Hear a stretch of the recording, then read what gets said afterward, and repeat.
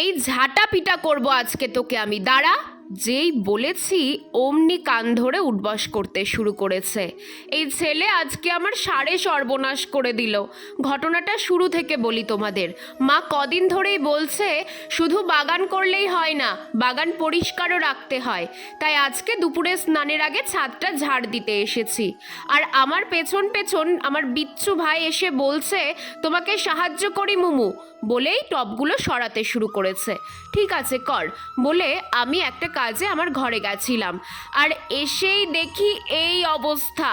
একটা খালি টব সরাতে গিয়ে হাত থেকে ফেলে দিয়েছে। আমার ছাদ পরিষ্কার করাই আজকে আমার কাল হলো। যা দাম মাটির টবগুলোর, ধুর।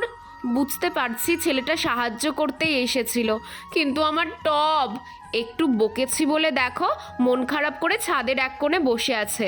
খুব রাগ করেছে মুমুর ওপর।